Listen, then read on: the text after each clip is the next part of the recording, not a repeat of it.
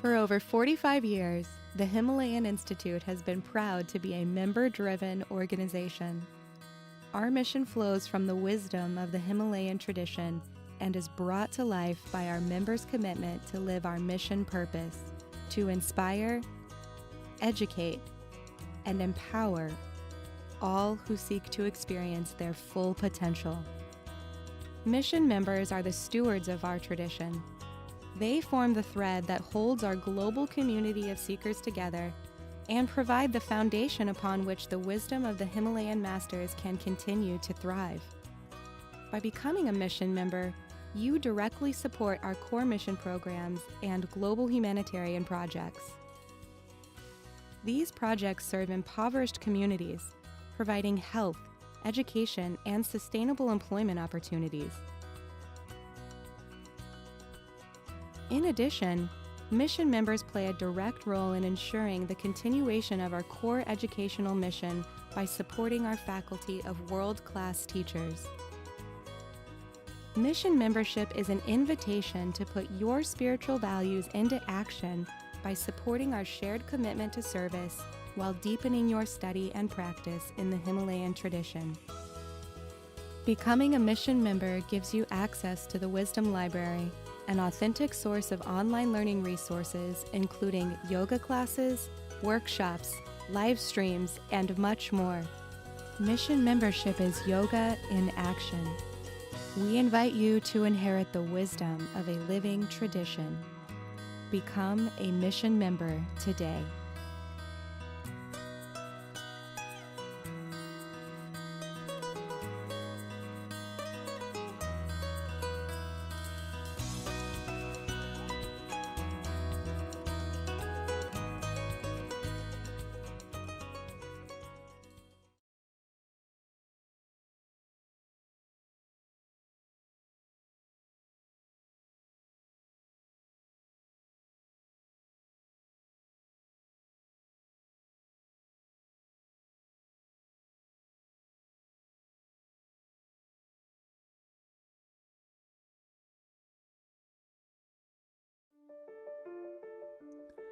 The quest for peace and clarity in the midst of a fast-paced, often chaotic world can sometimes feel like an impossible challenge.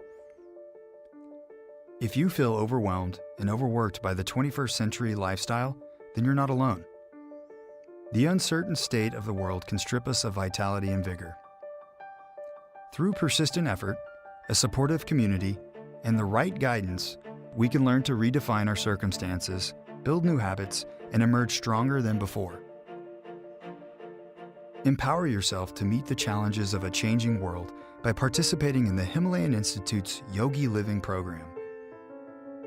Our knowledgeable faculty will help you gain access to teachings and lifestyle habits that have cultivated vitality, clarity, and resilience in the lives of individuals for thousands of years. The guidance of our world-class faculty is unparalleled in providing authentic, practical, and applicable knowledge that is easily incorporated into your life. And the lasting relationships built with like-minded peers will serve as a strong support system, empowering you to realign and thrive on your journey. Our lush 400-acre campus offers a peaceful environment where you can step away from the chaos of everyday life and fully immerse yourself in the time-tested practices and teachings of yoga.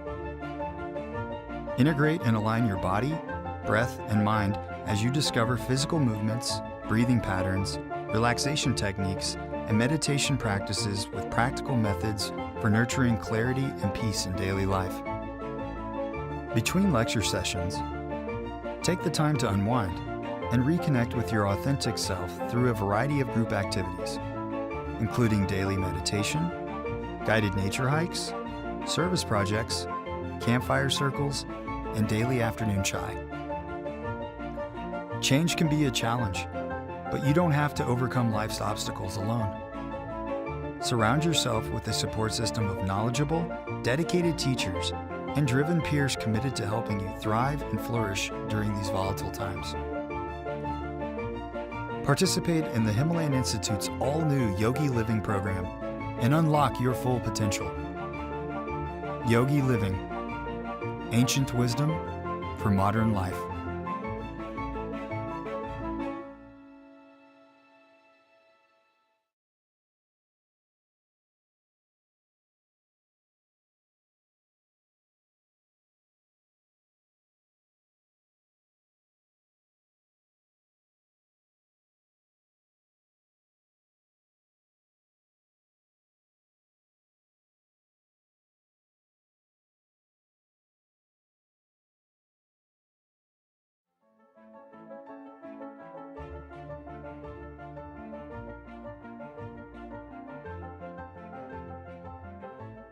I've been studying yoga a long time, but you're always going through it again and learning new things and finding new connections. It's made me look at just all of the things that are components of my practice, from my diet, really connecting with diaphragmatic breathing just daily, really sets my intention differently, and the way I move in the world, the way I'm reacting, and all of the practices I'm starting to incorporate again more deeply. If you're interested in yoga and really deepening your practice, this is the best way to do it. It's 10 days. You're really going to learn the breadth and depth of yoga and all of it, and yet you're going to have tangible things to take home that you can experience for yourself and that you can continue to build and layer on. I think this program is so special because it really incorporates all of yoga, and most people don't have an idea of what all of yoga means. I just feel like it's been such an enriching experience in many ways that I didn't expect, and I've been here a lot, so I knew what to expect, but they just did a phenomenal job with the program. Just all of it, the way that it unfolds, they take you through the journey and really let this unfold and blossom, just the way yoga is designed. And it's really, and because you have the 10 days and it's very intensive and you're living in a community that lives these values, it's a really special retreat. Participate in the Himalayan Institute's all-new Yogi Living program and unlock your full potential. Yogi Living, ancient wisdom for modern life.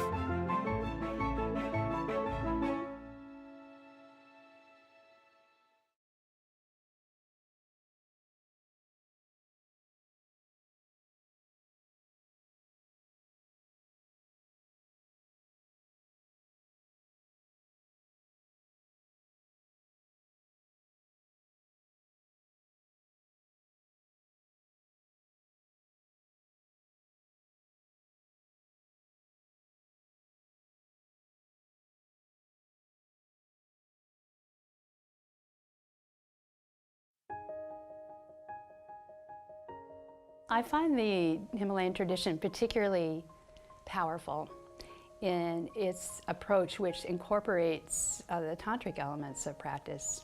And by that I mean an understanding of the universe, and most particularly the human body being the locus of the divine, being saturated with divine bliss, and that all of our practices are with that understanding, and that the divine is present everywhere, in the moment, in this very moment, in your breath, in your body, in your mind, in your consciousness, in your awareness, in the world around you. And that if just by turning your head slightly in one direction or the other, having that experience, that realization, that awareness is possible for all of us. And that particular understanding of the nature of the divine, that particular pathway to the divine, is one of the things that is particularly helpful to me with the Institute tradition.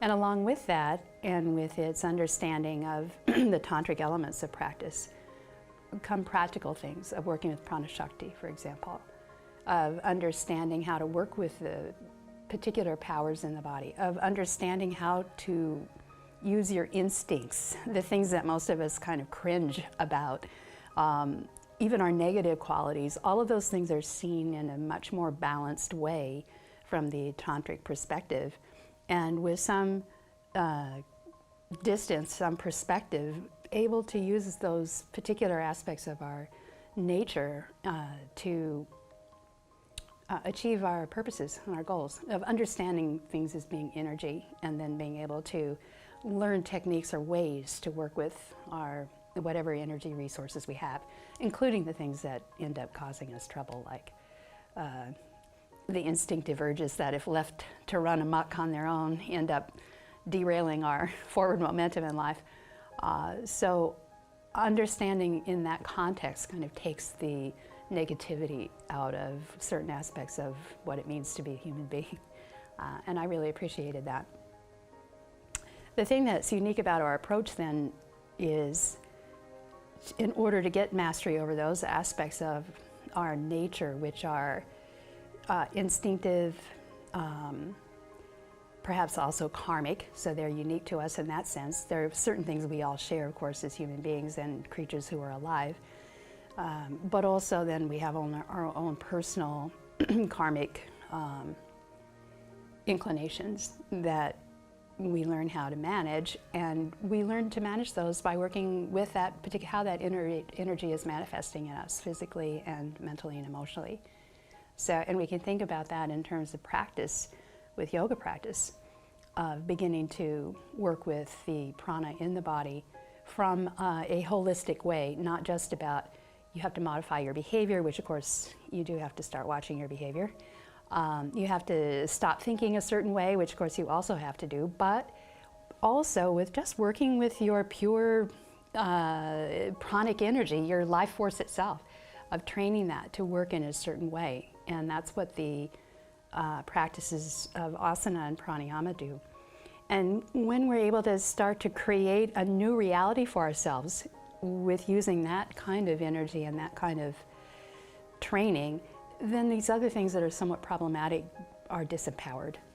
So that approach to working through the pranic force, and its hub is really at the navel center. So we start to learn how to master the instinctive urges, the inclinations that kind of keep us alive, things like the self-preservation urge and the stress response and all of the nervous system things that go along with that, and how they get tied up in our likes and dislikes and our karmic preferences and our history and etc. All of that starts to make sense in a bigger context with the way we approach yoga. And we have a really practical way of working with it that doesn't involve beating ourselves up or a moralizing behavior attitude, but rather just a real practical approach to moving towards greater wholeness, greater health, greater happiness. And it's a very concrete steps for making that progress, and at the same time expanding our consciousness and our energy, and learning how to share those steps so they're not out of reach for any of us. And those are the things that I really appreciate about what we do.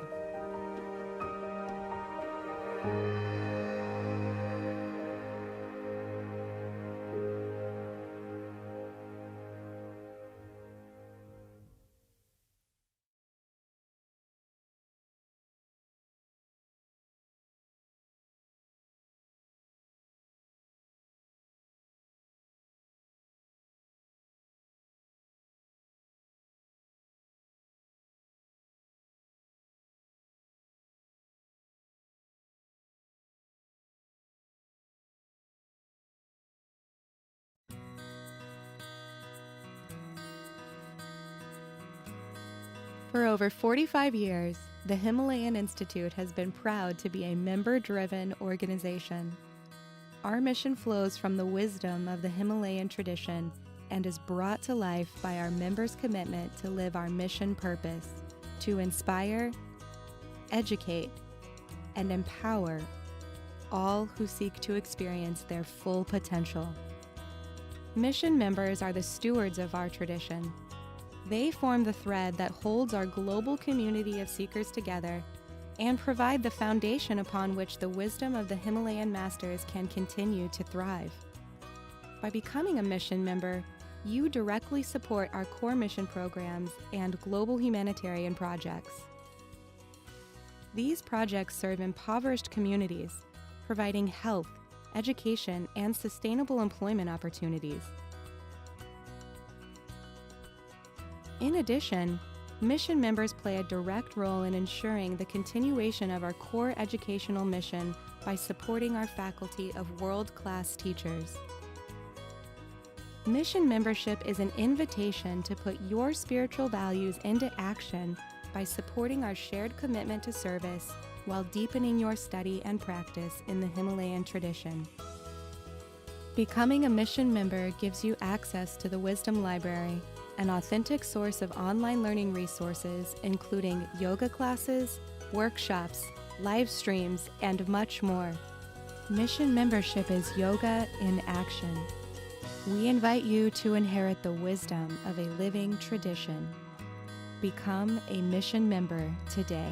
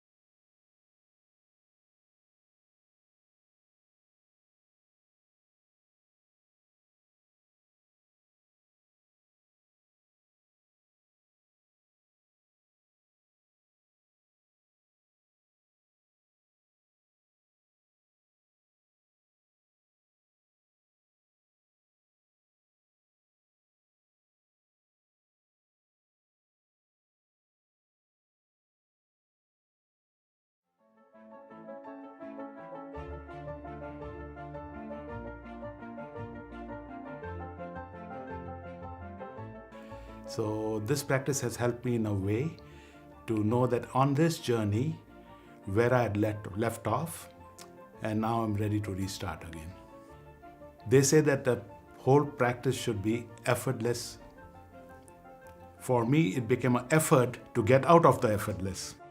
Normally, when you smile, because there's a thought which has flashed in your mind of something which has been funny, could be from a movie or whether we interacted with someone. But I had this smile on my face and I just did not know it, had no context to it. I was just smiling. I would say, we all, one way or the other way, realize that life is a journey. And in this journey, we are all at a certain stage in our life or a certain point in our life. It would always be better if there was a map drawn out for us to know how we can, handle the obstacles or the log of wood which is in the path. How do I move it? Can I go around it? Do I jump over it? Things to that effect. And this program gives you those details. Participate in the Himalayan Institute's all-new Yogi Living program and unlock your full potential. Yogi Living, ancient wisdom for modern life.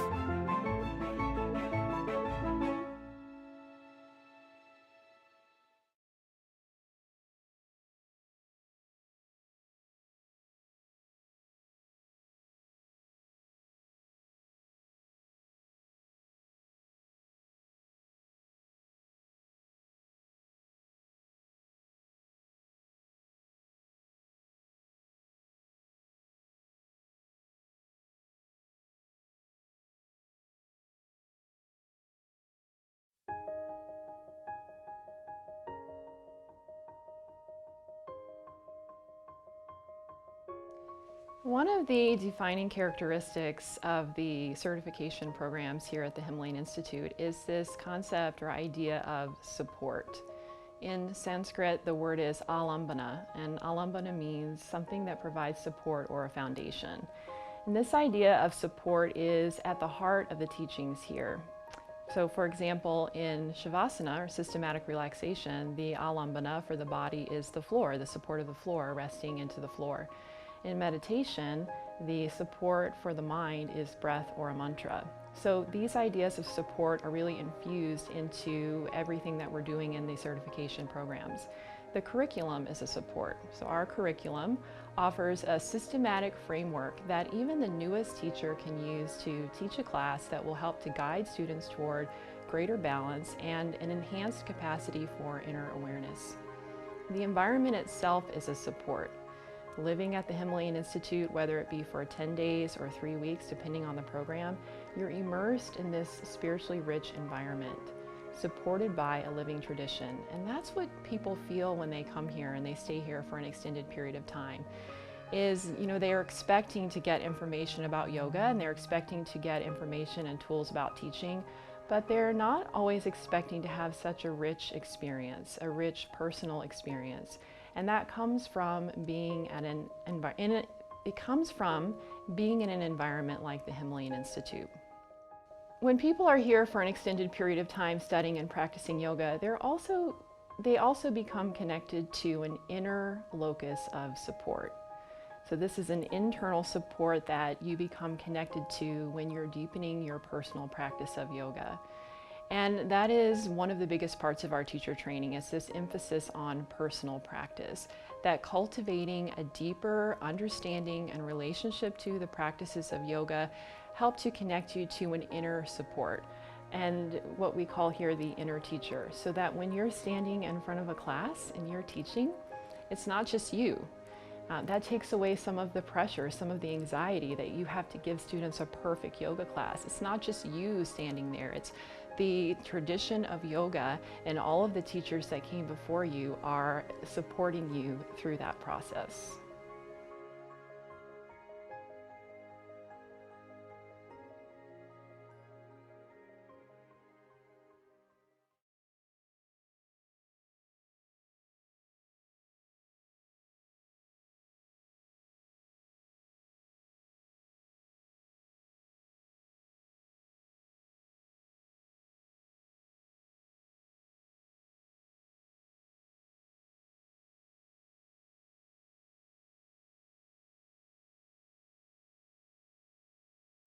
In a world full of unrest, it's tempting to simply close our eyes.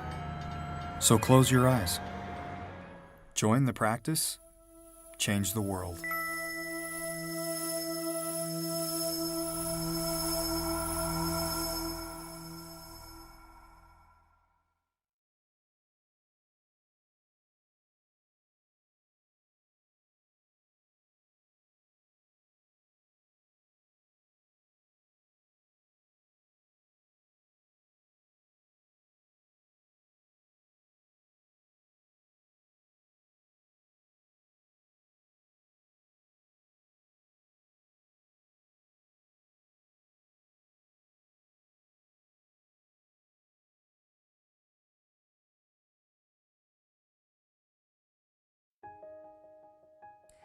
In my many years of teaching and practicing, I have taught and studied all over the world, from India and Nepal to Europe to throughout the United States.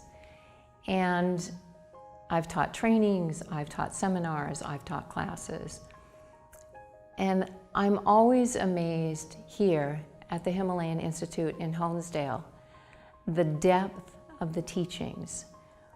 The source of these teachings is so apparent here. And while I had to search all over the world for the source, I finally ended up here knowing that what founded this institute, what this institute is based on, is the source of these teachings, the philosophy and the science of yoga. So here, during our 200-hour and during our 500-hour trainings, we base these teachings on the source. What has inspired us, what has inspired yogis through the ages, what has been our foundation through the philosophy, through the Yoga Sutras, through the Bhagavad Gita, and how to make that practical in our everyday world and in the teaching classroom. How to make the information come through the body so that we can teach asana, we can teach pranayama, and we don't have to be up in the clouds about it. We're very grounded here. And that's what I love. I always tell people, come here and get the big picture as well as the minute detail. Get it all here.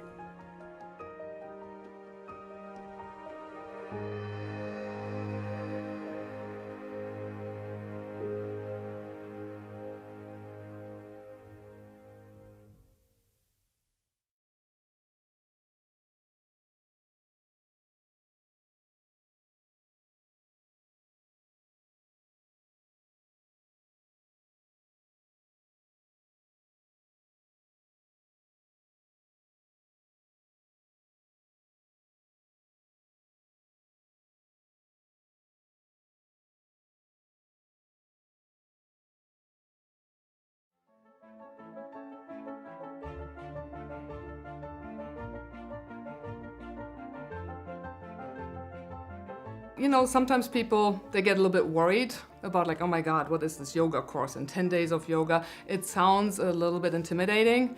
And actually, I think the most simple things you will learn here is about stability, comfort, and how to breathe properly. And those were the things that were really, reiterated over and over and over again. And those are things that we all need in our life. And they're very, very, very simple to attain, actually. So it's not just about, hey, you're gonna be a levitating yogi, which didn't happen, but they're very, very simple principles that will improve your life. They will improve your health, they will improve your posture, they will improve the interactions that you will be having, with people. The Himalayan Institute really, really appeals to me simply because it's not just about the asanas, and it's about the breath work and, the spirituality. And I felt that, the Himalayan Institute was a perfect place to go. The instructors were absolutely wonderful, and they're really living what they're preaching, and that's not always the case, so I loved it. So Yogi Living is truly a program that everyone can do. Participate in the Himalayan Institute's all-new Yogi Living program and unlock your full potential. Yogi Living, ancient wisdom for modern life.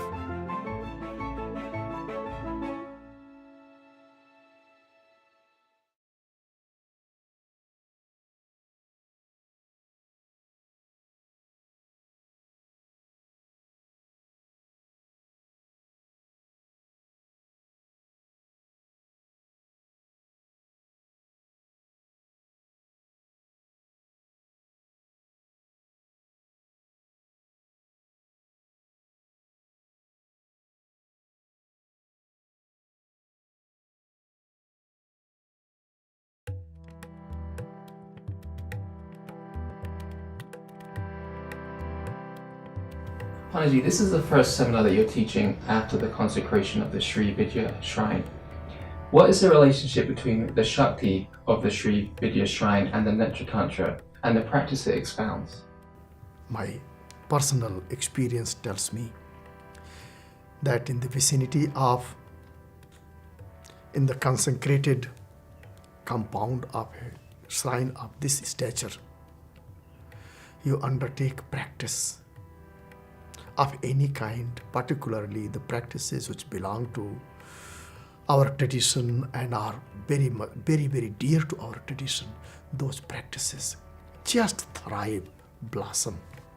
Sri Vidhyaa Shrine is like one of the biggest vortex of Shaktis, including the Shakti of Navarna Mantra, Mahamrityunjay Mantra, Sri Vidhyaa Mantra, and really literally thousands of Shaktis and their corresponding mantras, yantras, mandalas, and practicing, studying Netra Tantra and being able to practice in the vicinity of this shrine, that is that can be understood only through experience. Panaji, what is the exact nature of the practice that you'll be leading during this seminar? See, I know my friends and my students, even if I see them only once a year or only once in 10 years. People, those who are coming for this seminar, are normally practitioners in their own right. They have been practicing asana, pranayama, or some mantra, some form of meditation. Therefore, I have a definite things which I wish to teach, and that is go through a general outline of general understanding of this whole scripture and of this entire 22 chapters. Then focus on just a few things. Number one, how to gain access to our own inner healing force. That process is called process of entering court, the gate, the arch. The presiding force of any entrance, any point of entry in our life is called Dhatri, D-H-A-T-R-I, Dhatri. This particular Shakti, Dhatri, is actually the gateway to the practice of Yoga Nidra. Yoga Nidra here in this context means capturing, identifying all-pervading Shakti and compressing that all-pervading Shakti to the point that it awakens from deep inside from each and every cell of our body, and thus comes forward, removing all of our sloth, inertia, tiredness, fatigue, exhaustion, and many of our tendencies and behavior which become wild when we are hungry and thirsty and unfulfilled. These are the Shaktis that drain the sap of our life. Dhatri is that Shakti which provides nourishment to our body, mind, senses, by stopping that drainage as well as by refilling it, right? By refilling our body and mind. So the Dhatri practice is very important step in the practice of Navarna Mantra, in the practice of Mahamrityunjay Mantra, as well as any practice that has anything to do with gaining access to the inner dimension of our own body and mind, and any practice that has to do with the awakening of the healing force that resides in all of us. What are your expectations of yourself as a teacher, and what do you expect from the students who study with you at this time? I wish to inspire the students to further their practice in the form of either using Mahamrityunjay mantra as a force to push their existing practice, or use their existing practice to undertake Mahamrityunjay mantra and push the Mahamrityunjay mantra. The point is that they grow, they benefit. And in this seminar, I wish them to learn and start practicing one small practice which can give them a sense that this is what it feels to be yogi. Here in this respect, yogi means one who has capacity to help, serve, and guide others. So you become a living, walking yogi when you do these kinds of practices. So I wish students to take just one practice from Netra Tantra with intention to digest that practice and allow that energy of the practice to emit from their own being, emit in their thought, speech, and action, and in time of need, help and serve others. I wish each and every participant of this particular seminar becomes like an anchor to tens of thousands of other meditators, those who are meditating throughout the world as part of our this year-long meditation. Regardless whether people out there are meditating just for 30 minutes, just for 50 minutes, just for 5 minutes, just for 10 minutes, but everybody's practice begins to bear fruit because of those who study this particular scripture and commit themselves to do the practice which serves them, helps them, and which helps and serves those all other people and meditators throughout the world, those who are meditating for creating a collective consciousness of a peaceful energy, a peaceful planet, a peaceful society, a society that naturally and spontaneously is moved into the direction of true love and compassion. And each and every student of this particular seminar becomes like an anchor for all those who are participating in this wonderful process. This is what I expect of myself. This is what I pray that the students, those who take this seminar, they achieve that Shakti, that capacity, and become an instrument in the hands of the divine.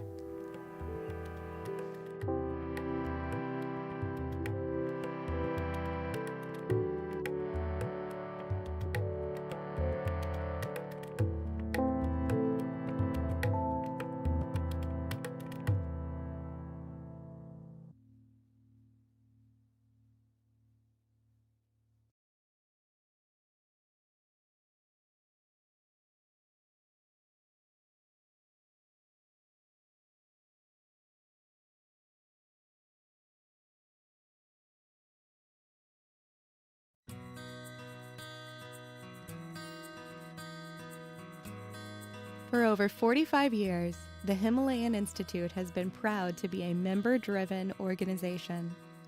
Our mission flows from the wisdom of the Himalayan tradition and is brought to life by our members' commitment to live our mission purpose, to inspire, educate, and empower all who seek to experience their full potential.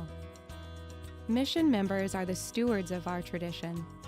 They form the thread that holds our global community of seekers together and provide the foundation upon which the wisdom of the Himalayan masters can continue to thrive. By becoming a mission member, you directly support our core mission programs and global humanitarian projects. These projects serve impoverished communities, providing health, education, and sustainable employment opportunities. In addition, mission members play a direct role in ensuring the continuation of our core educational mission by supporting our faculty of world-class teachers. Mission membership is an invitation to put your spiritual values into action by supporting our shared commitment to service while deepening your study and practice in the Himalayan tradition. Becoming a mission member gives you access to the Wisdom Library, an authentic source of online learning resources, including yoga classes, workshops, live streams, and much more. Mission membership is yoga in action. We invite you to inherit the wisdom of a living tradition. Become a mission member today.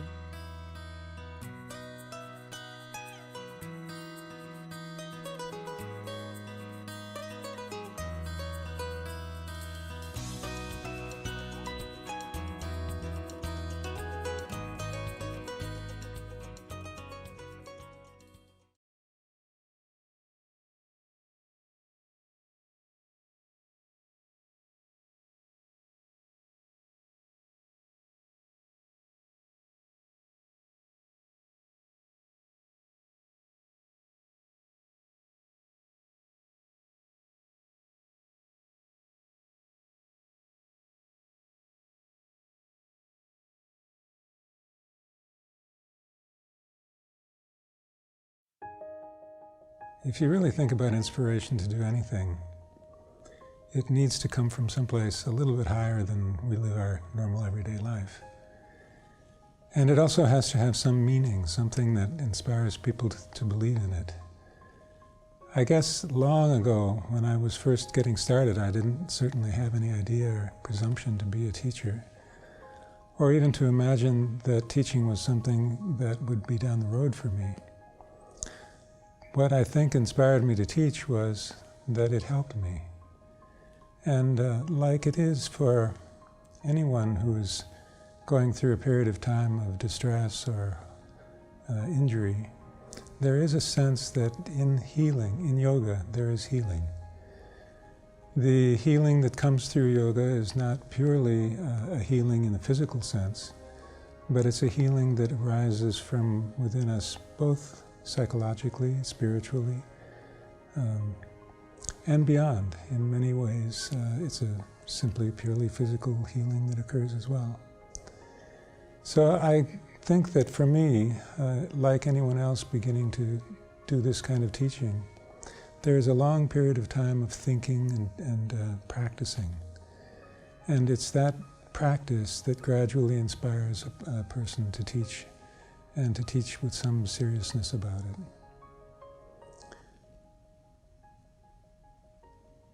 If someone comes with a cut finger, or a neck strain or shoulder strain, there is a period of time in which there needs to be the creation of space for healing. That sense of the creation of space, of a whole and complete warm space in which someone can actually live and have their being for a time. That creation of space is an important part of what a teacher does. And I like to do that. I like to create space by the relaxation methods we teach, the breathing techniques that we offer, and especially through the meditation process that is really a hallmark of what we do here at the Himalayan Institute. The process of creating space is not something which directly or permanently changes the way a person is, until through practice they have begun to own it themselves. And that owning of meditation or of relaxation for oneself is an important step in the process of teaching. So I've found that for me, at least, it's not only important to teach, but to teach again and again and again and again, until finally that home for one's spirit begins to show up. That the practice that we do begins to occur again at home or in the living room of one's own house. The process of finding that living space and then creating a quietness inside it is really what yoga seems to be about, at least a good deal of what it's about. And we have a great deal of technique to teach that is also part of the process. The technique that we teach is something that comes from a long tradition of practice. And to be a part of that practice in any way is really quite an honor and something that I look forward to when I do teach. But finally, there is a transcendent something. That transcendent something is something that we come back to day after day, time after time. Patanjali, the great sage of yoga, the person who really developed the practice of yoga in a systematic way, he made it very clear that there are two things which lead to enlightenment: practice and non-attachment. Those two things, practice and non-attachment, are quite different and separate from one another at first. They seem to be meditation techniques and practice on one hand, and on the other hand, this idea of non-attachment, which is a little hard to puzzle out. Non-attachment has something to do with the restoration of balance in life. We begin without knowing it, but being out of balance, and we continue only to find our own balance and restore that balance in a more permanent way. Gradually, that brings a feeling of restored balance, and that restoration of balance is something that can be passed on. So the great teaching of yoga, the teaching of non-attachment, and the leading of a person back toward the self inside them, which is nurturing and healthy and helpful, that's what does it for me, at least. And I'm most intrigued with seeing how this process continues to develop every time we do it. So if you're thinking about a teacher training program for the 500-hour process, think about us. We'd love to have you here and enjoy meeting you.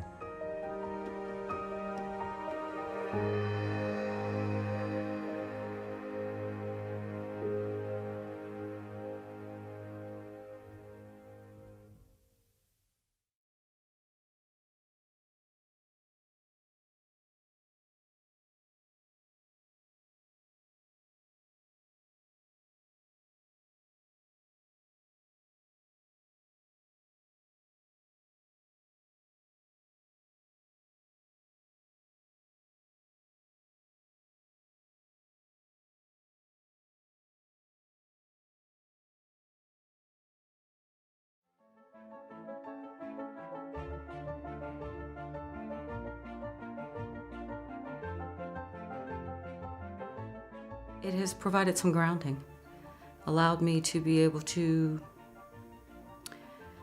not worry so much, but also to give you some of the techniques that we've learned to help me to get through each day, one day at a time, primarily just breathing, and to know that everything is okay, that I am who I am where I am, and that's life. That's prana, it's everything. Participate in the Himalayan Institute's all-new Yogi Living program and unlock your full potential. Yogi Living, ancient wisdom for modern life.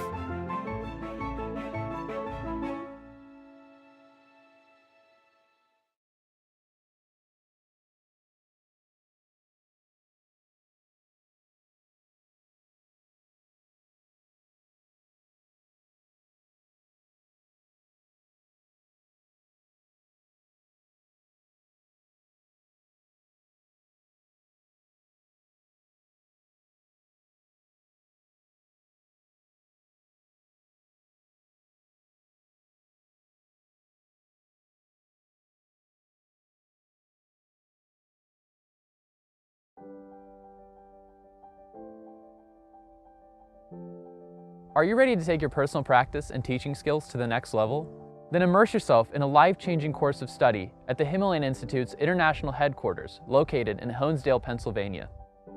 Turn to the most trusted and authoritative source in in-depth training, inspiration, and support by participating in our 200-hour and 500-hour RYT teacher training programs. The thing that instantly amazed me about Himalayan Institute was the depth and breadth of the knowledge of the staff here. Our teachers are world class. The Institute helps to bring back the soul to the practice, not only through what they're teaching us with the tradition, but the dedication of the teachers and the atmosphere itself.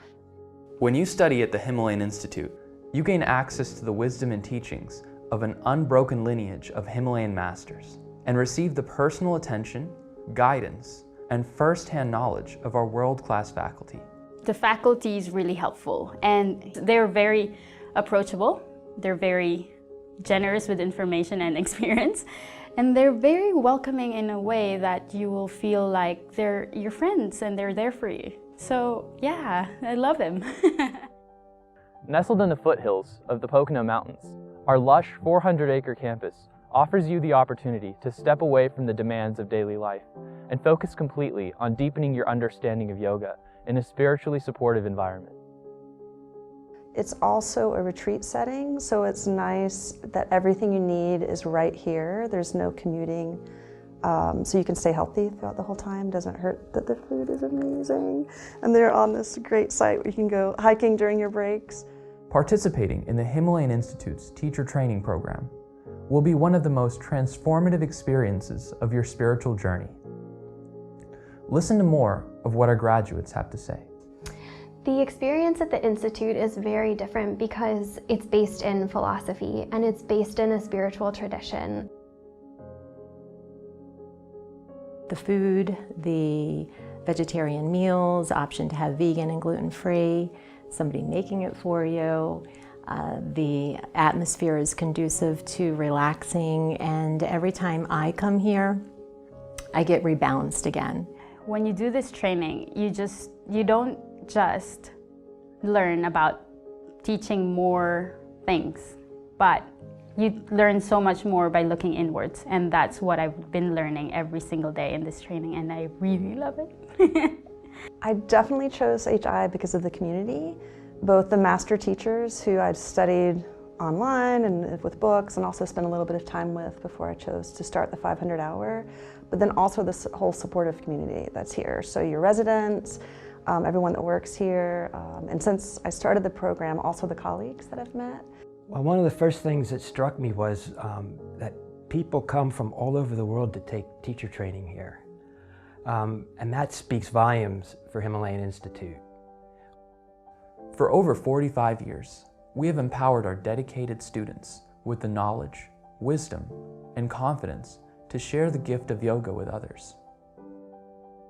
Experience the difference an authentic, world-class yoga education will make in your personal practice and professional career. Join us for yoga teacher training at the Himalayan Institute and experience a living tradition.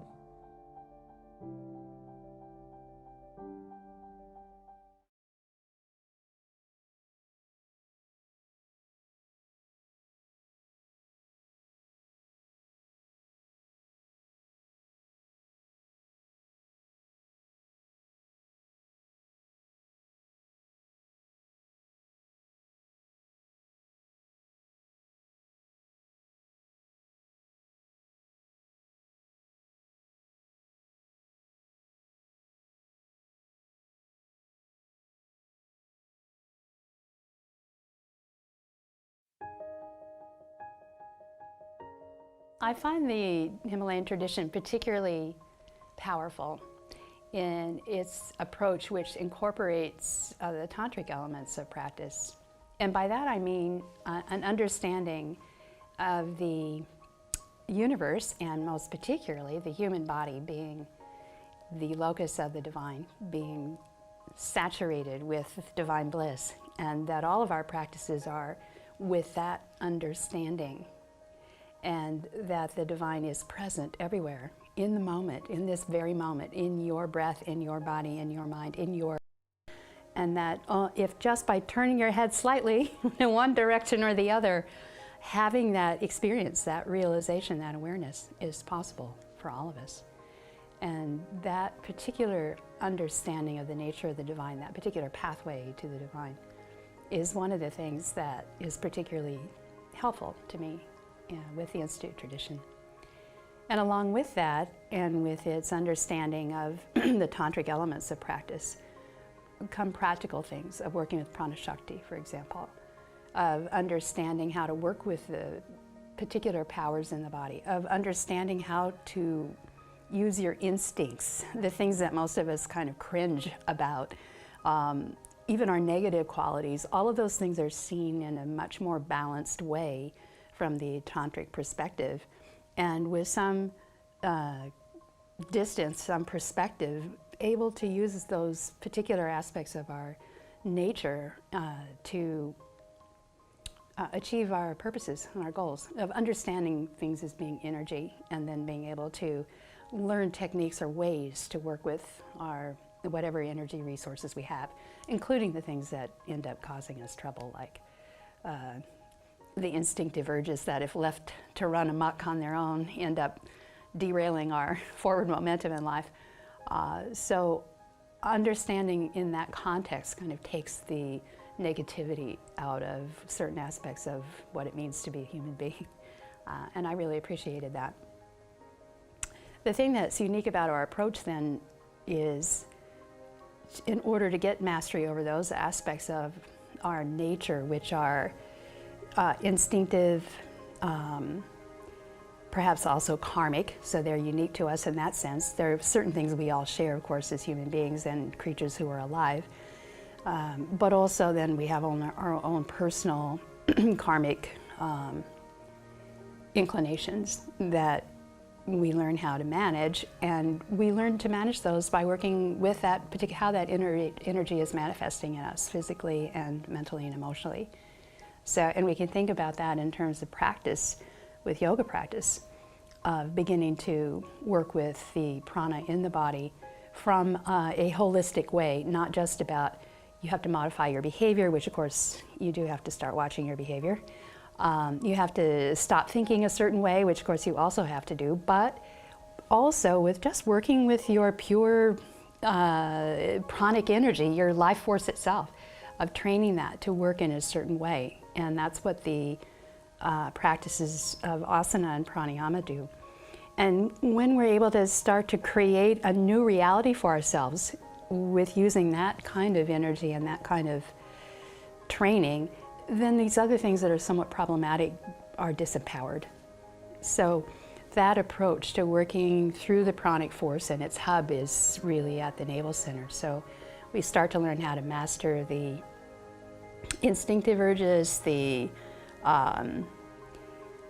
inclinations that kind of keep us alive, things like the self-preservation urge and the stress response and all of the nervous system things that go along with that, and how they get tied up in our likes and dislikes and our karmic preferences and our history and etc.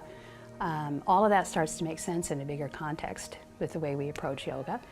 And we have a really practical way of working with it that doesn't involve beating ourselves up or a moralizing behavior attitude, but rather just a real practical approach to moving towards greater wholeness, greater health, greater happiness.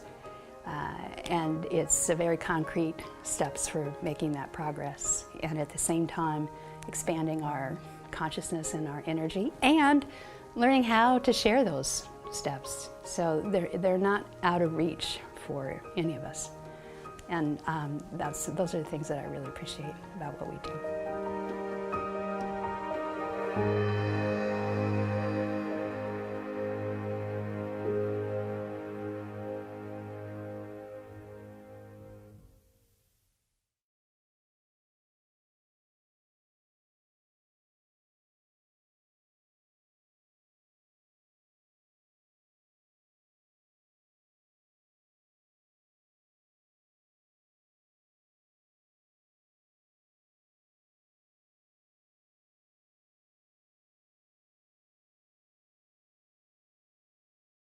In a world full of unrest, it's tempting to simply close our eyes.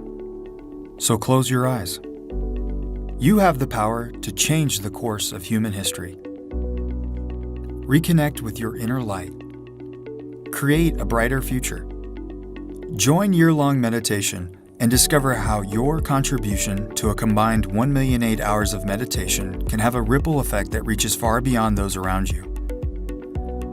Return humanity to our birthright of vitality and energy when you connect with thousands of like-minded practitioners in an unprecedented effort to heal a troubled world. Whether you are just beginning a meditation practice or have been a dedicated student for many years, no matter what tradition or background you come from, your help matters. With 3 ways to participate from anywhere in the world and a global community of concerned, compassionate people with a shared intention, year-long meditation provides the tools and support to make a lasting, positive impact on yourself and society. Year-long meditation starts with your personal meditation practice. YLM at Home is a free portal that makes it easy for you to develop and maintain your daily meditation practice.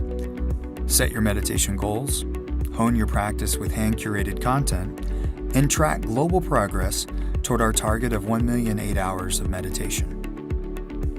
Join the collective consciousness, connect to the worldwide year-long meditation community, and become a positive force of change. YLM Online offers premium multimedia content designed to educate, inspire, and guide your meditation practice. Our digital collection of articles, classes, and workshops by world-renowned teachers will support you in finding greater depth and meaning in your home practice. Choose from these rich and varied resources to deepen your practice during year-long meditation. Immerse yourself in the potency of group practice, a powerful capstone for your year-long meditation experience. Our signature YLM in-person retreats and intensives are carefully designed to help maximize your efforts in year-long meditation.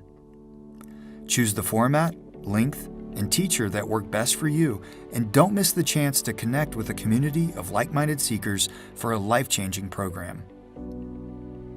Time and space cannot pose a barrier when the power of love and right attitude is on our side. Join us for year-long meditation and see how the creation of abiding inner peace has the power to change the world. There has never been a better time than now. Join the practice, change the world.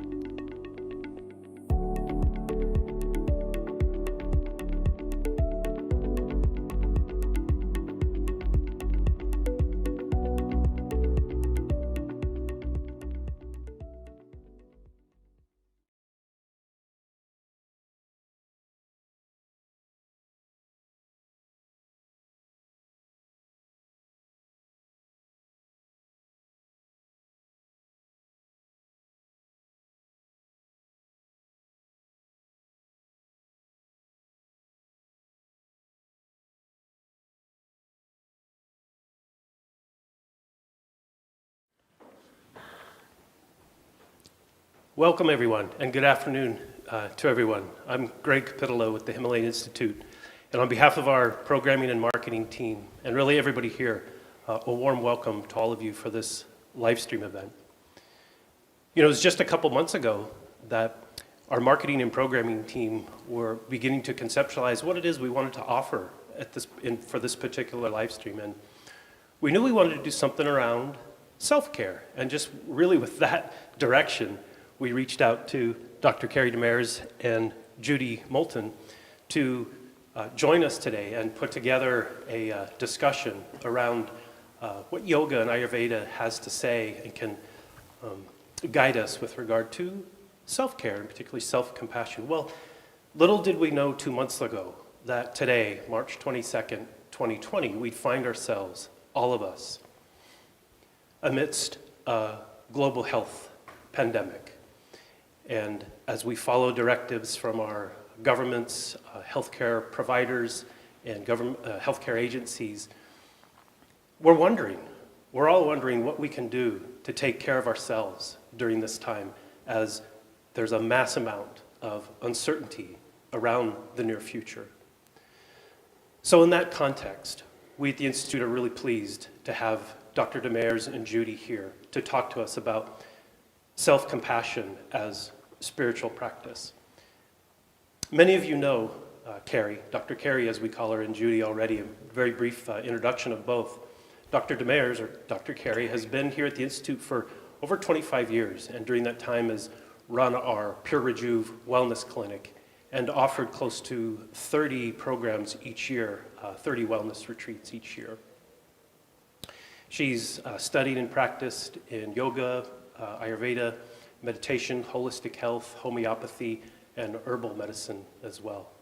Judy Moulton, has been at the Institute for over 10 years. She runs our certification, our professional certification programs, our teacher training programs, our Ayurvedic specialist and Ayurvedic health counselor programs, she oversees with Catherine Templeton. And I should say Judy and Carrie are both faculty members and just completed teaching our 3-week, 200-hour teacher training intensive. Literally, we finished about 2 hours ago.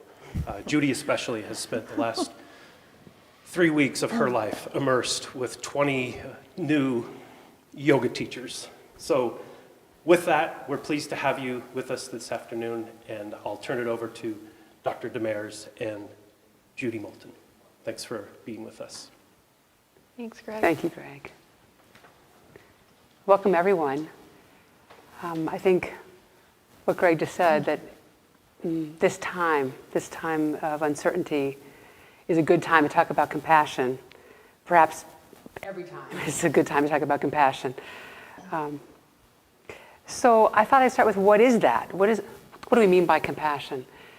Compassion is really the ability to be with suffering, to be with another person who is troubled or in pain, and to simply hold space with them, to maybe be empathic. It's not about rescuing them. It's not about doing Herculean effort even. It's really about the capacity to be with suffering. And I can say that I use that all the time in my medical practice as a tool to help people move toward their own healing.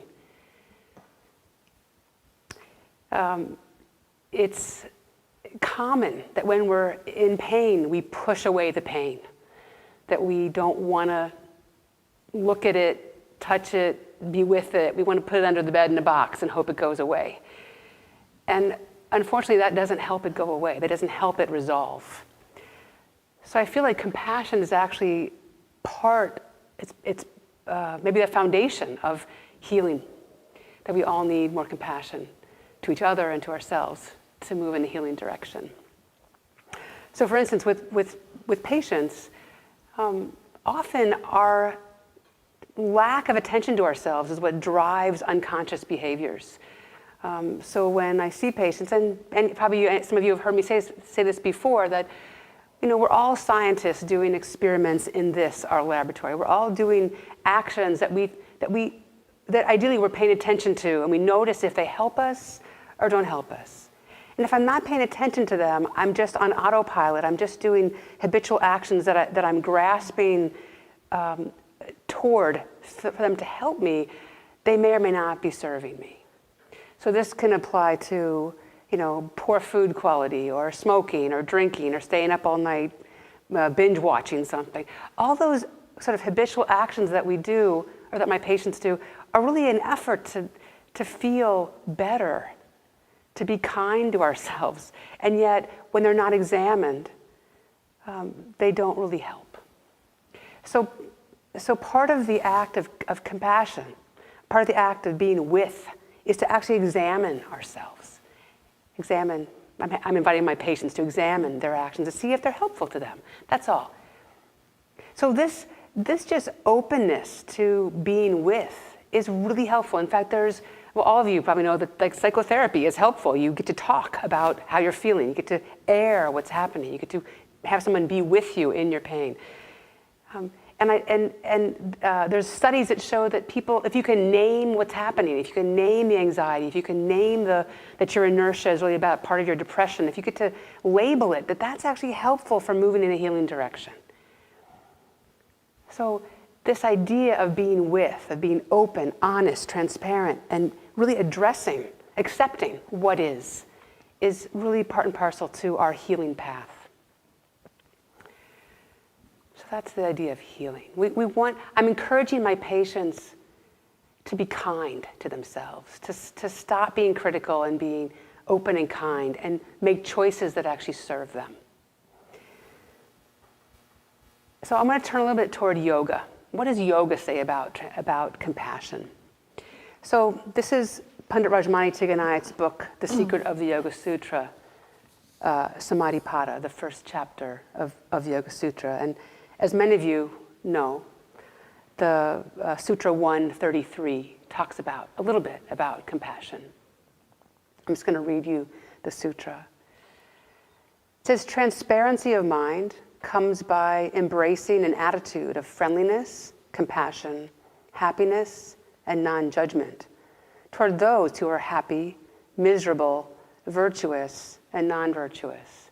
That basically means that we practice friendliness toward those who are happy. We practice compassion toward those who are miserable or unhappy. We practice happiness toward those who are virtuous, and non-judgment or dispassion towards those who are non-virtuous. And as many of you know, the sutra is like the Bible of yoga. It's the guidelines. And what that text says is that for us to evolve in our yoga path, to help our minds become more clear, transparent, kind, calm, loving, we can actively practice compassion toward those who are suffering. So that's helpful. Helpful right now, helpful maybe when you think about your annoying neighbor who plays their music too loud, to have compassion toward everybody who's trying the best they can. One of my, as a person in my past who has been prone to be critical or volatile, not scary, but critical, I have adopted the principle that everyone really is trying the best they can. And that's helpful for me not to want to punch somebody.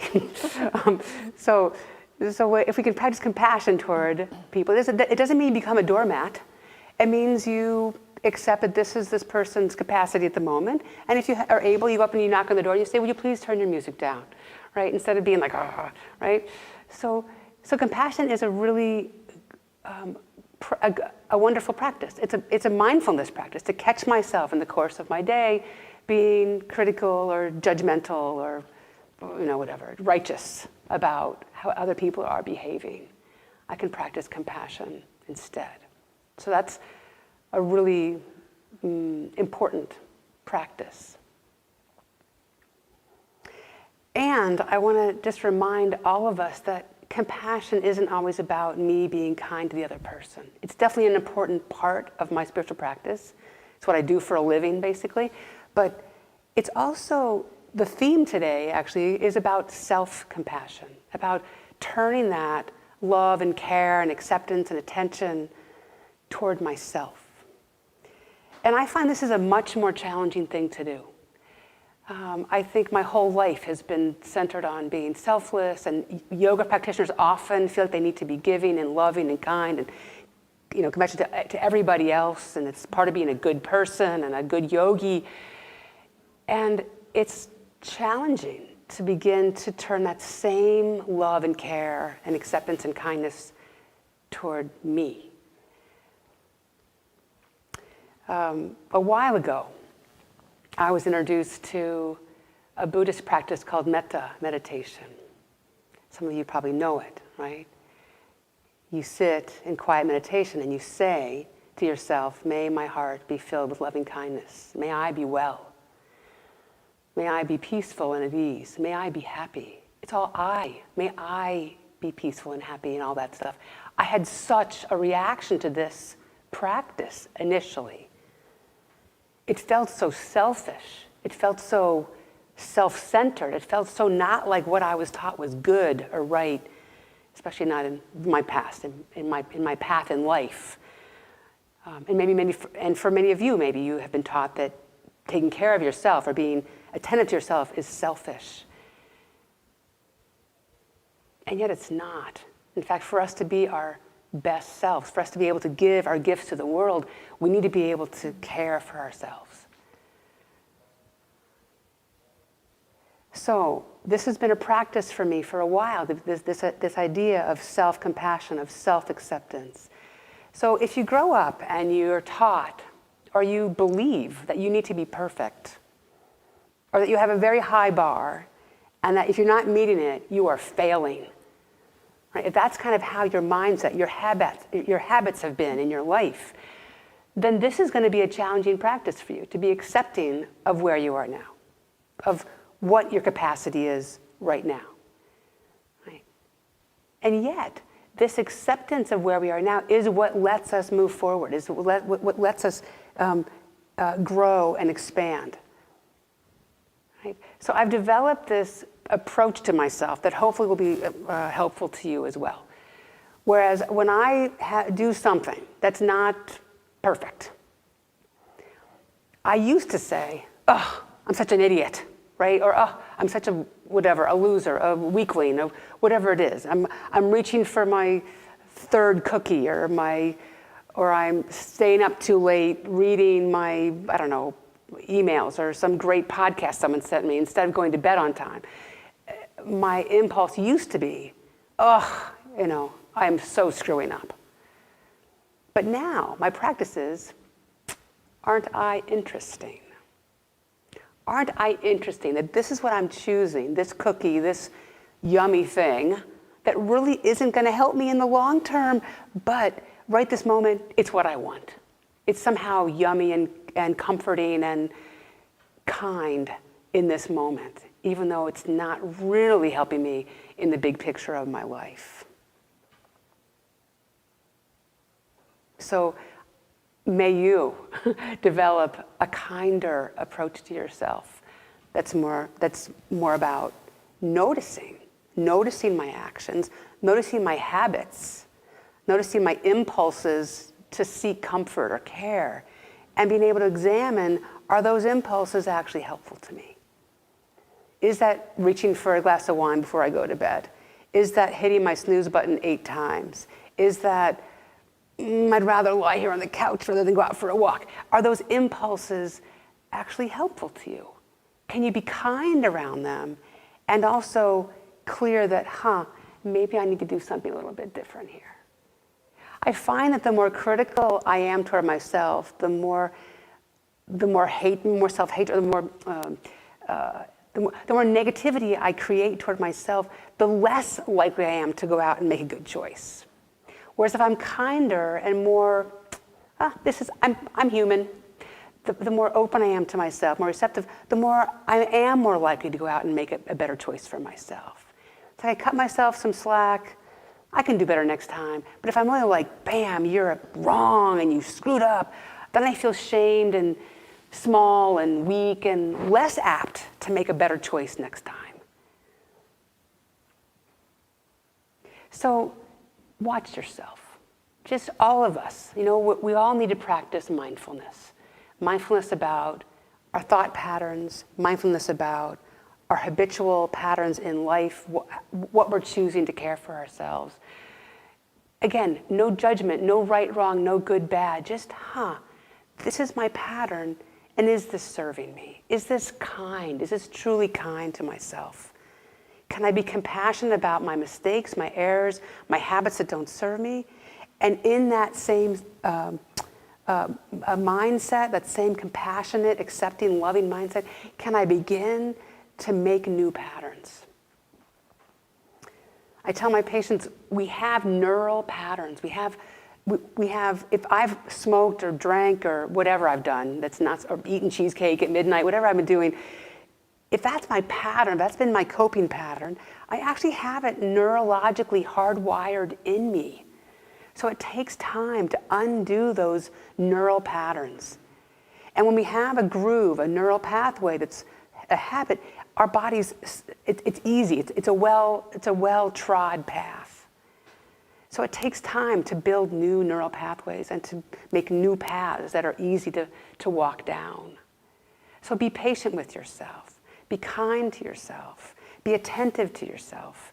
And know that that's not selfish. That's actually you being your best so you can serve humanity in however way you're here to do that. Right? You can be your best, you can be most of service when you're at your best, right? When you're clear and healthy and vibrant. And we can't do that without self-care and self-compassion. So yoga and Ayurveda have many tools to help us with these concepts, with this concept of self-care and self-compassion. And I'm going to let Judy take it away. Great. Thanks, Carrie. Well, I also really love this Sutra 133 that you read today, and I think it's so important to remember that sutra on a regular basis, but especially now when there's just so much going on, and to think about how in so many ways, this sutra is a formula for how we remedy this animosity that we might feel toward other people, but also really toward ourselves. And I think that whatever experience we're having with other people is really rooted in this experience that we have with ourselves. And so, having spent a lot of time around, yoga people and being one myself, we all seem to have really great intentions for how we seek to interact with other people and treat other people, and we're really trying to be kind and compassionate and loving and to help other people. But often that intention isn't rooted in an intention to do the same thing for ourselves. And so for me, at least in my experience, I know when I don't have that kind of inner reference point for that intention, that my effort with other people does feel actually like a lot of effort. And it also feels like it doesn't really connect authentically the way that I might like it to. And I might even find myself feeling like resentful. Like I'm trying to help you and you're not appreciating you're me. not appreciating or you're not giving me the response that I think you should. And so therefore I'm kind of like feeling bitter and resentful. I mean, I don't know if anyone else resonates with that, but definitely that's been my experience. And so it's a good reminder that putting a lot of effort into trying to do that for other people and not addressing the fact that maybe I don't have that for myself doesn't feel like the right way to go about it, or an efficient way of going about it, or a really successful way of doing it. And that maybe if I kind of flip it around and say, well, what if I started with me? What if I start with my relationship with myself and really try to embody this not having animosity toward myself for all of the little things that maybe I'm working on or struggling with, then my external direction of that intention actually feels more balanced, it feels more effortless, and it certainly feels better to me as well. So I'm not wearing myself out to help people or feeling resentful because other people didn't give me the response that I was looking for, that I thought that they should. Yeah.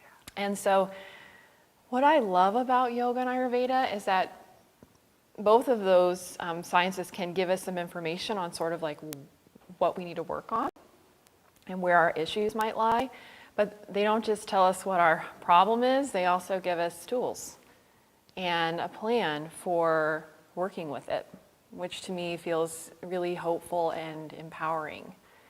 And certainly, it's not really that they're even like new tools or different tools than what we've probably said in other videos or other workshops or with clients or students. It really kind of boils down to the same core things. And in Ayurveda, I think the core practice for developing a kind relationship with yourself is working with daily routine or dinacharya.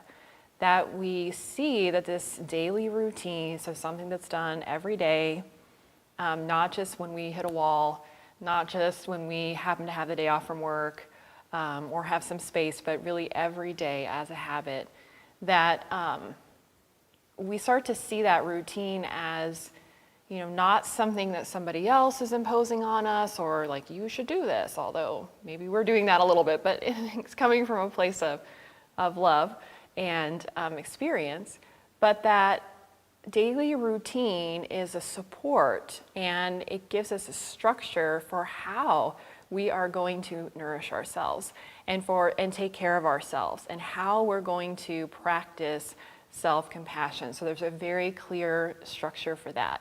And we all have things that we're doing in terms of routine every day already, most likely. And even those of us who don't have any routine, in a way, that's a routine of not having any routine.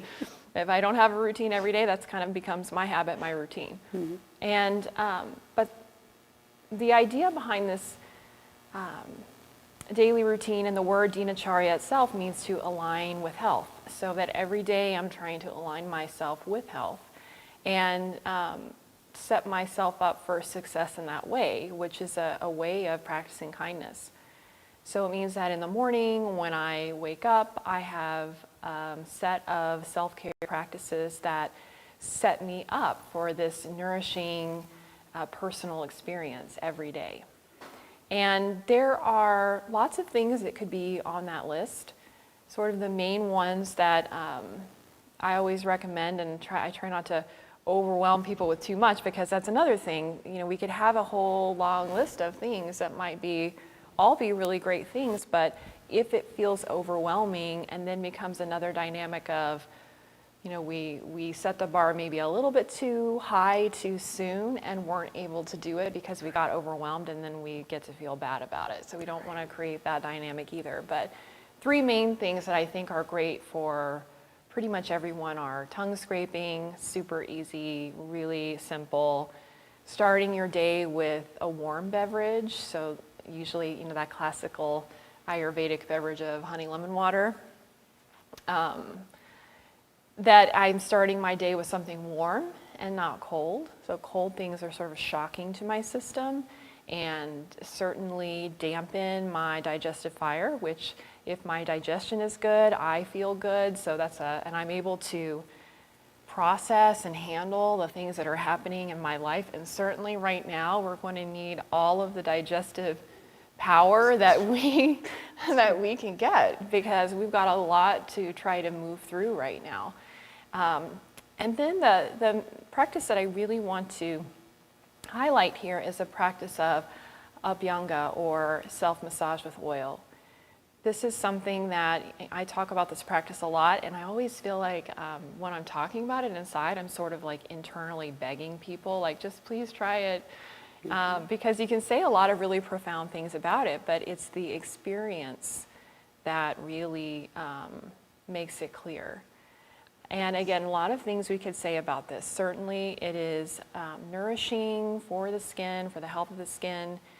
It's also where we can start to think about this idea of your nervous system, and then the nervous system support that we can do for ourselves. And we think about the nervous system as the root of your physical, mental, and emotional health and well-being.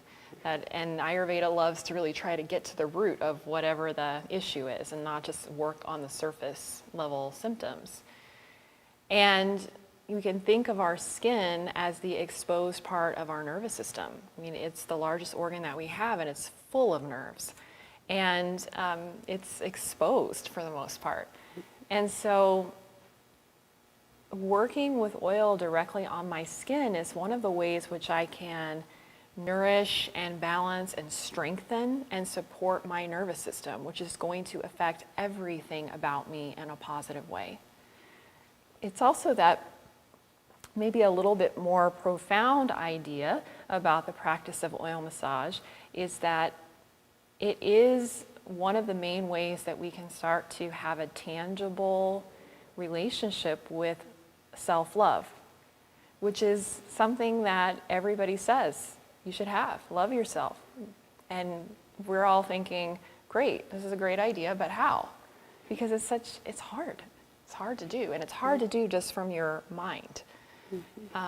But the word for oil and one of the words for love in Sanskrit are the same word, sneha. And so that tells us that yoga and Ayurveda would look at the two as kind of synonymous, and that love and oil are sort of the same thing. And if you think about, it's great to feel love from other people, but sometimes it's hard to feel that. And I can see this person in my life or partner, and they appear to be doing everything right and trying to love me, but I'm having a hard time really feeling that. And I think that comes from not having an internal reference point for that love. And love is complicated and challenging, of course, but this is one different life to say the least. But this is one of the ways that we really can start to do this for ourselves. So it's a practice that preferably is done daily, and I think right now, daily is really ideal, and it seems like we probably have a little bit more time on our hands. So maybe we could take some of that time and channel it into getting really good at our Abhyanga, our self-massage. There are different ways that you can do this. I like to work with it in a pretty simple way, just because, especially at the beginning, you want to make it simple, something that can kind of slide into your existing routine. You can do it before bathing or after bathing. I like to do it after my skin is really dry, and that's what feels right for me. For some people who are worried about feeling too oily, they might want to do it before. But we would start with the traditional Ayurvedic oil, sesame oil. That's the oil that's most commonly recommended for this practice, so it's a great place to start. You can also use more neutral oils like almond oil or olive oil. Certainly if you have those on hand, they would be good to use. And warm the oil up a little bit in just a small container of hot tap water. I have mine warming up while I'm in the shower, and then when I'm done I can apply it. So again, before the shower, just if that's how you're doing it, you're going to probably a few tablespoons for your whole body, but apply the oil from the bottom and moving up, and not doing the soles of your feet, especially if you're going to be walking around, because you don't want to slip. But when you're applying the oil, you're not just kind of like slapping it on and being done with it. There's a really important aspect of this practice, which is to feel your body with your hands, to be breathing at the same time and to be present, and to work in circular motions and on your limbs, longer strokes, and to really feel the feeling of your skin, and then to be feeling the feeling of your hands as well. So this sort of reciprocal experience of touch. And this is something that you're doing for yourself. So it's great to get massages from other people. I love that too, but there's something very intentional about this being something that you're doing for yourself. And apply the oil. If you're doing it prior to bathing, let it soak in for at least 10 minutes, and then bathe and wash the oil off. If you're doing it after the shower, you kind of turn the water off and let your skin be damp, so just a little pat dry with a towel, and then same process there. I think it's great to pay special attention to your pelvis and your abdomen, especially, and you know, have an old robe or something that you can put on while the oil is absorbing, and just notice, you know, notice what the effect of that practice is. We definitely have resources on our website that go into more detail about these Ayurvedic practices, and self-massage included, but it's really hard to overstate how profoundly beneficial this practice can be. Good for helping to soothe anxiety, which is needed, better sleep, better digestion, just feeling like you have a container, you have support, you have strength, you have sort of a little like permeable, flexible shield that you can move throughout the world with. And yeah, I could talk about self-massage for a long time. Can I add something? Yeah, of course. Yeah, so we agree that I often ask my patients to do this, and I tell them it's an anointing. You are like valuing this container that you're embodying. So you're attending to it, you're thanking it. It's a judgment-free zone. You're only saying positive things to your body as you're massaging it. Thank you knees, thank you hips. Like it's maybe the only time we actually purposely intend, you know, good things toward our body in the course of our day. And I've had so many patients say, that was the best thing. Out of all the things you gave me, Carrie, the herbs and this and that, that helped me so much with whatever, my anxiety, my sleep. I've had patients say, I feel like my nerve endings are raw to the world, like I'm too overstimulated. And this act of soothing the nerve endings is so helpful. Yeah, really beautiful.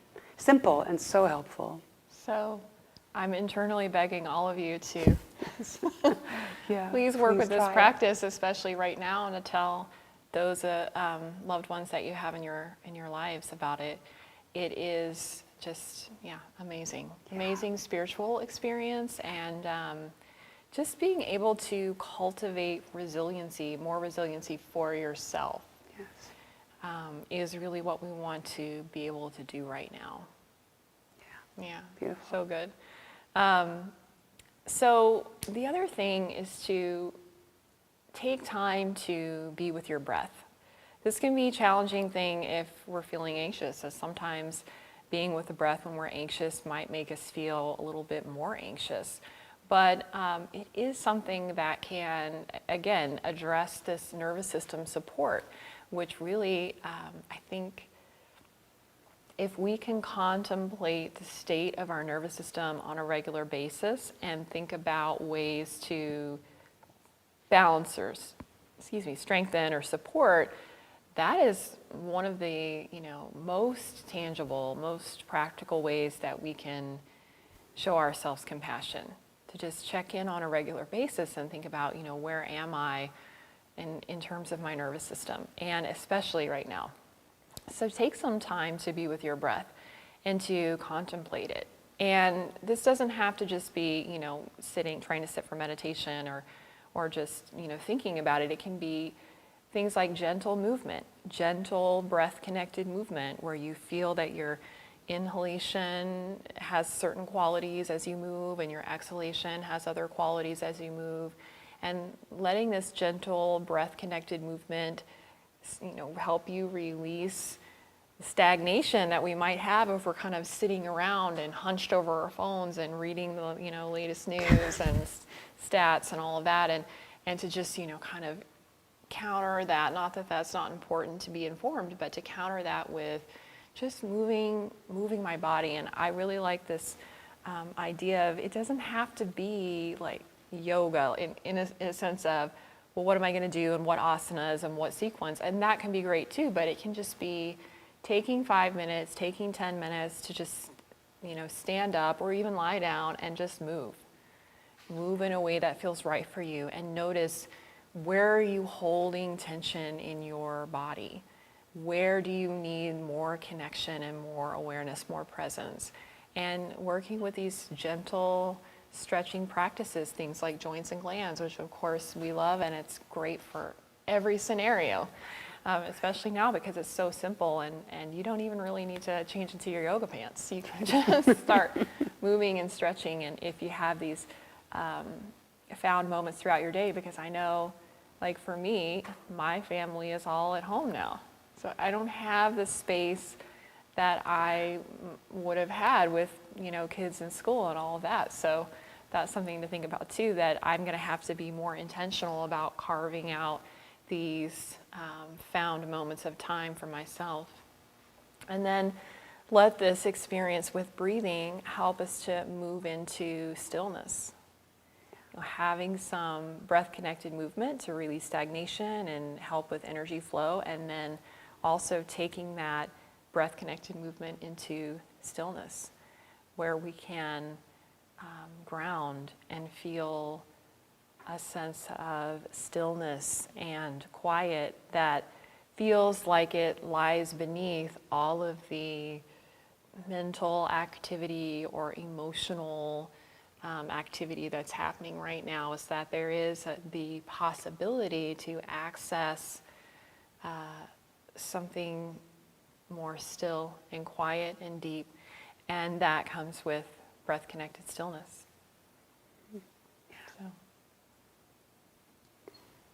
Those practices are so simple and so attentive to ourselves. Mm-hmm. That's the shift. We tend to all be so outward, so engaged in the world, thinking about what needs to be attended to, and these are intentional moments of turning inward and saying, my shoulders need some support right now, or am I breathing right now? And that's really the hardest thing, is to remind ourselves or prioritize ourselves enough to say, what do I need right now to help me through this stressful time? Yeah. And I think too, Carrie, that when things feel externally very complicated, which I think we could say We're all feeling that right now. It's just so complicated. There's so many layers and levels to what's happening right now. And everybody's experiencing those things in a different way, although I think everybody is affected. I don't think there's anybody who's not affected. Because we know this idea of working with opposites, that opposites bring balance. So I know for me, when things do feel very complicated, it's so important to have a simple practice. Right. A simple routine. Absolutely. I don't have to overthink or try to figure out how I'm going to fit this thing in. Right. And so the simple thing of daily Ayurvedic routine and breathing, really, is, yeah. Right. Those new habits become the anchors for my day instead of whatever more things to do that I have to add to my to-do list, but actually they become the things that happen, like brushing my teeth, that help me stay anchored and stable and clear and energized. Yeah.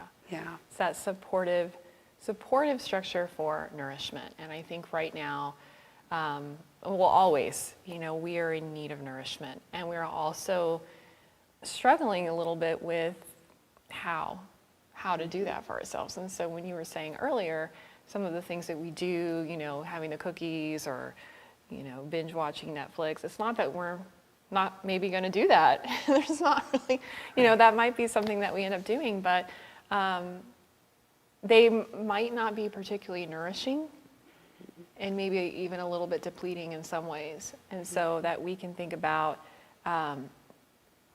what practices are truly going to nourish me. Right. Even if I choose to binge watch the Netflix or have the cookies, which I think we're both saying totally fine if you need to do that right now. More this week than ever. That's right. But when we have what the foundation, what we keep returning to are very simple, nourishing practices around routine. And I think the routine thing too right now is such a important thing because so much of us are anchored in our external routine. Right. Like getting the kids ready for school and going to work and then coming home and maybe doing activities or whatever. And now that's kind of all gone. So I think a lot of people are feeling like a loss of purpose. And I've been thinking about this, because it's what's happening, that maybe our purpose right now is to just focus on healing collectively and individually.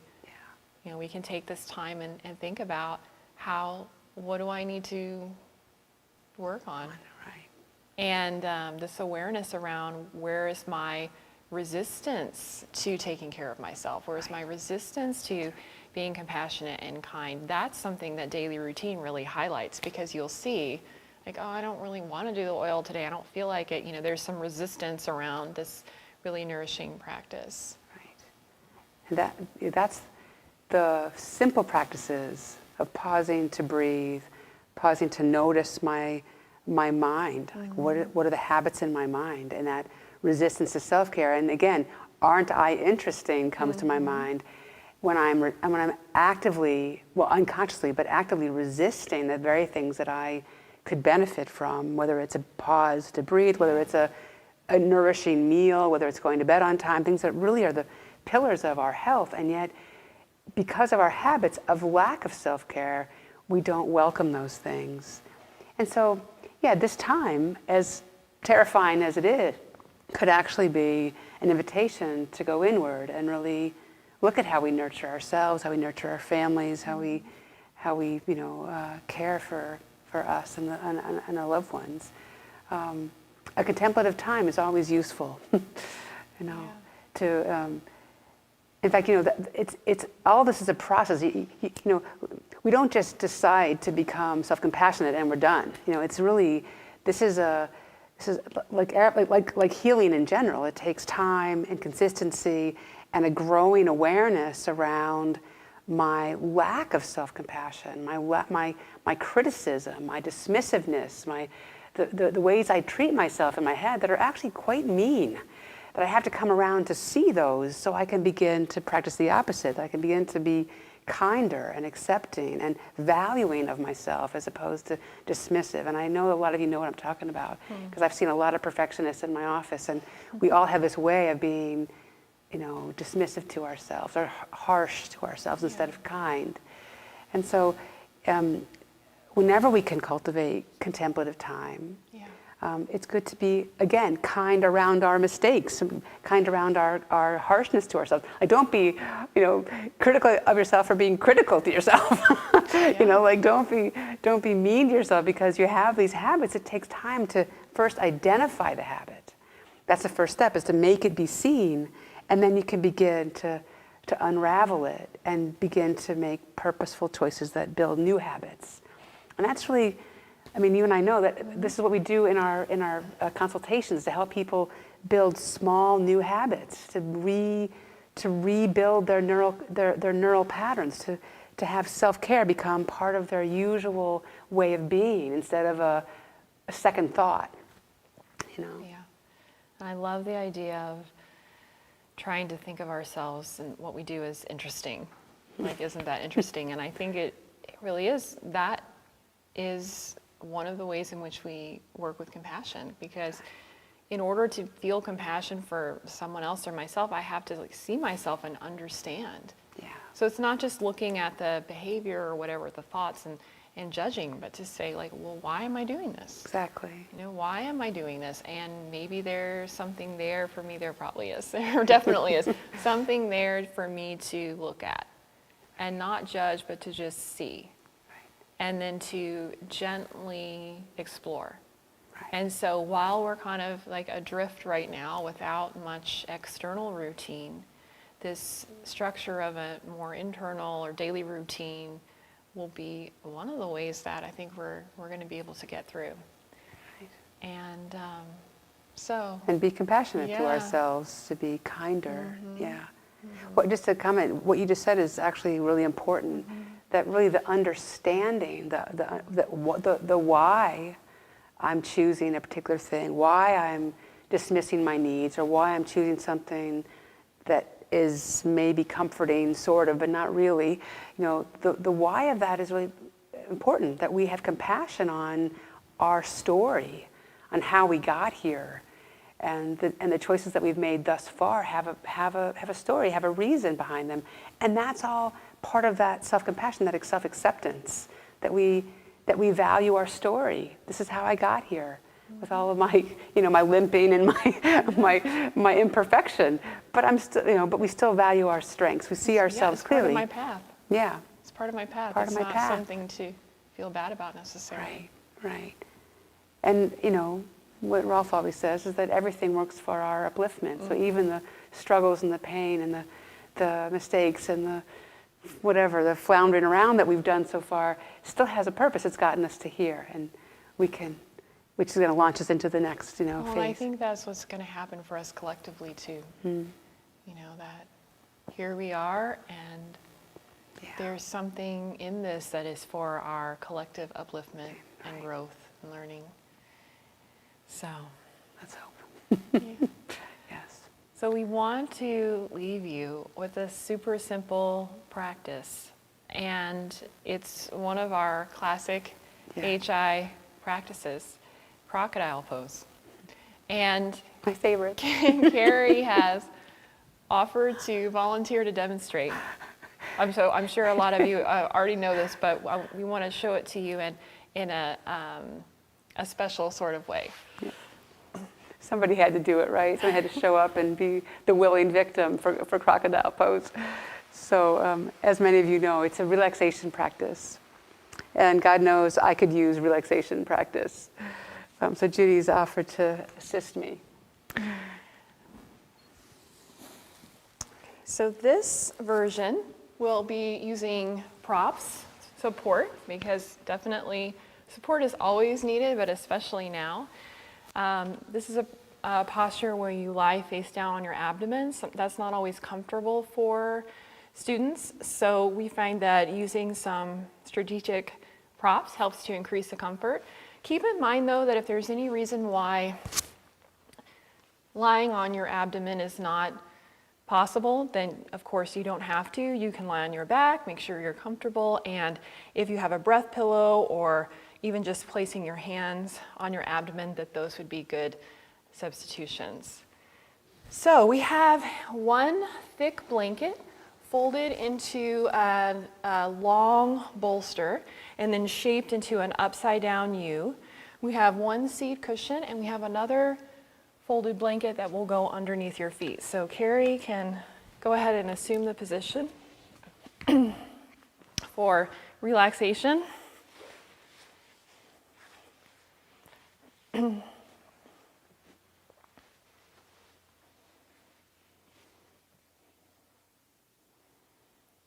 So already I can feel that Carrie is just relaxing. And here you can, if you have a seat cushion, you can also use folded blankets or towels. She's sort of molded the cushion to be a little bit higher. So you want your head to feel supported and like it's the right height for your neck to be comfortable. And then your arms are in sort of a goalpost position here. The traditional position for the arms is to reach for the elbows and rest your forehead on your forearms. But here we're changing it up a little bit to make it more comfortable. And then you feel like the sides of your blanket roll are really tucked in, so you're nestled and cocooned. And then your feet are supported by the rolled up blanket or towel. And then you can start to settle. This posture is wonderful for many reasons, provided it's comfortable for you. It's grounding, you're lying face down on the ground. Senses are released down and in. You connect to feeling of support here from your props, but also from the feeling of the floor beneath you. You can soften the way that you hold yourself and allow the floor to hold you instead.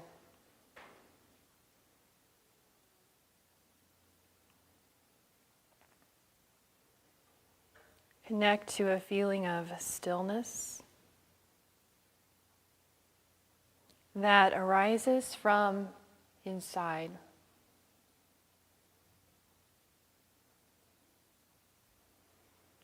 Notice that within this feeling of stillness,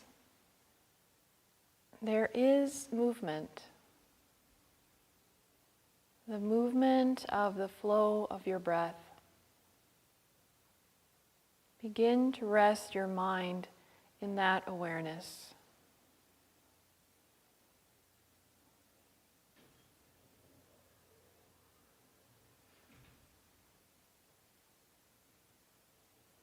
And as you feel your breath, you can be more aware of the space of your body. What sensations are present? Where is there a feeling of tension or disconnection?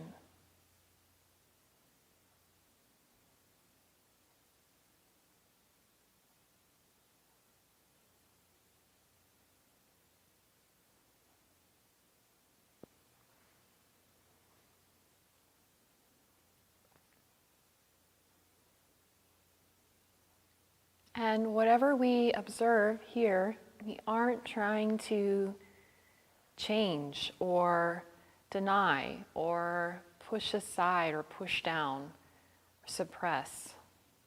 So part of this self-compassion is intending to see, wanting to understand, to understand what's here. And to just let it be there, but to also breathe around it, breathe into it. And let the mind begin to find a restful focus in the feeling of the breath moving in your body, especially within the deep space of your abdomen.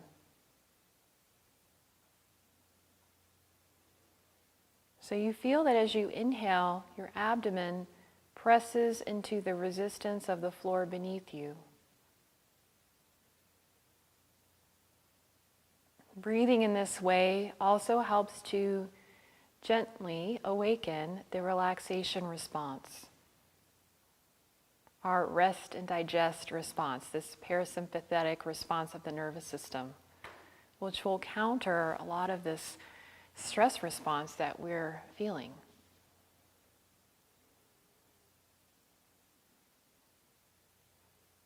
So you feel that as you inhale, your abdomen expands into the floor, and as you exhale, it softens away from that resistance.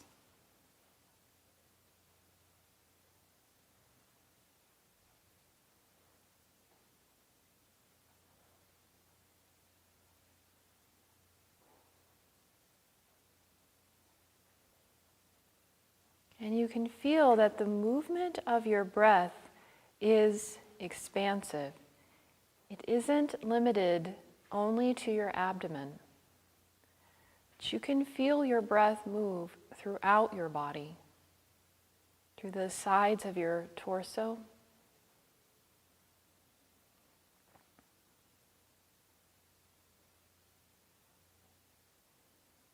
and wrapping around the back of your body, your shoulders, your upper back, and your middle back, this area around your kidneys and your adrenal glands. The movement of your breath is pressed into this part of your body when you're breathing into the floor. So more movement and nourishment available to your adrenals during this time of increased stress.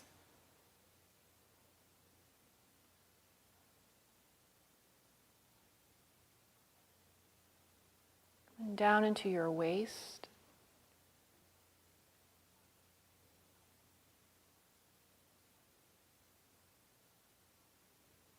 Your lower back.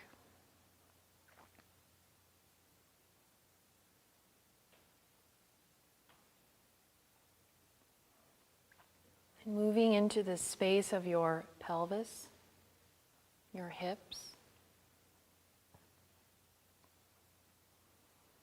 And even at the pelvic floor, the base of your body.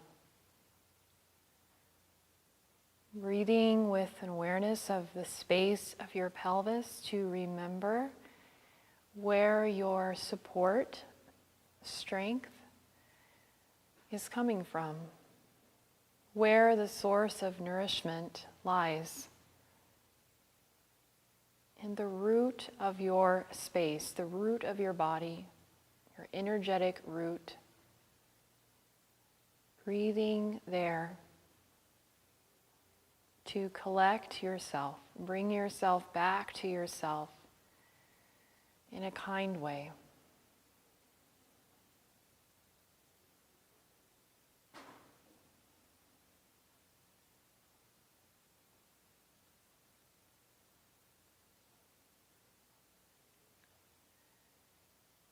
So that in many ways, perhaps the kindest, most compassionate thing we can do for ourselves, always, but especially now, is to take the time, take the space to come back to ourselves with the breath, and to let the breath nourish us at a deeper level.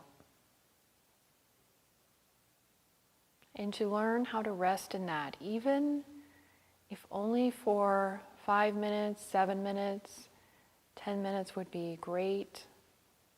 Whatever you can manage. Just take this time to be with your body, to be with your breath, to be with yourself.